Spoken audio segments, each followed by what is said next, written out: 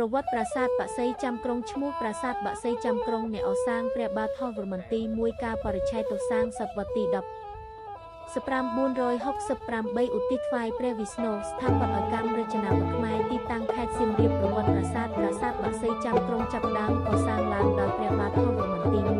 910-944 ដែលព្រះអង្គគឺជាព្រះរាជបុត្រមួយអង្គក្នុងចំណោមព្រះរាជបុត្រាទាំងពីររបស់ព្រះបាទទេសាវរ្ម័នទី1និងបញ្ចប់ការកសាងដោយព្រះបាទរាជេន្ទ្រវរ្ម័នទី2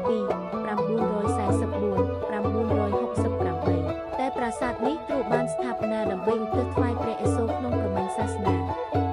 ប្រាសាទបក្សីចាំក្រុងស្ថិតនៅកណ្ដាលព្រៃស្រោងខាងឆេះវងផ្លូវនិងខាងជើងភ្នំបាខែងប្រហែល150ម៉ែត្រមានកម្មជណ្ដើរស្ថាបនាដោយថ្មបាយគីរងនិងឥដ្ឋក្រហមនៅម្ដុំប្រាសាទនេះក៏មានប្រាសាទតូចមួយចំនួនទៀតសានុពាដែលខ្លះបាំងបាត់ដោយរុក្ខជាតិប្រាសាទបក្សីចាំក្រុងមានរាងជាសាជីមានថ្នាក់ធ្វើពីឥដ្ឋបែរមុខទៅទីខាងកើត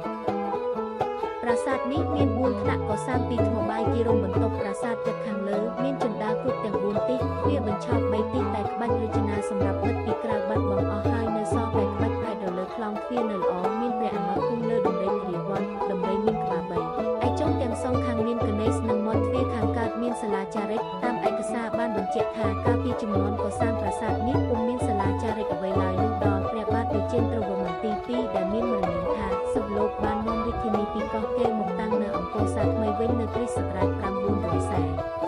948ទើបព្រះអង្គឲ្យគេចារិកការបសង្សពគិតនៅលើមេទ្វារគួរជាទីចាប់អារម្មណ៍ក្រៃលែងព្រោះមាននិទានអំពីបុព្វការីជនដំបូងបង្អស់នៃជនជាតិខែមកក្នុងលំនាំរឿងព្រេងដែលបាននិយាយថាខែមកមានដំពុះពុំមកពីឥសីមួយអង្គព្រះនាមកម្ពុជាដែលបង្កើតដោយឯកឯងស្វ័យយមភូឥសីនោះទៅភពប្រសពនឹងទេពកញ្ញាឈ្មោះមេរាទើបបង្កើតជាកូនចៅរៀនមកប្រាសាទបក្សីចាំក្រុងកសាងនៅលើស្ថានីយបុរាណប្រវត្តិមួយនៃយុគសម្រិទ្ធិសាលាចារិកនៅលើទ្វារប្រាសាទបញ្ជាក់អំពីការបរិច្ឆេទរបស់ប្រាសាទនិងពីរូបបដិមាព្រះឥសូរធ្វើអំពីមាសនិងវិទេវថានៃអាអធរខ្មែរនៅចម្ងាយ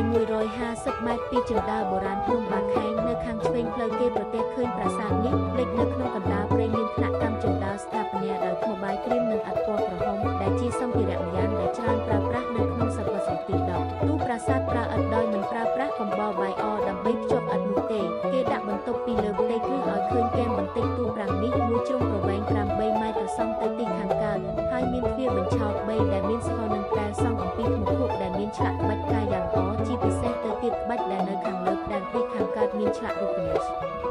វរៈមានប្រមោយវែងដូចរូបដែលគេឃើ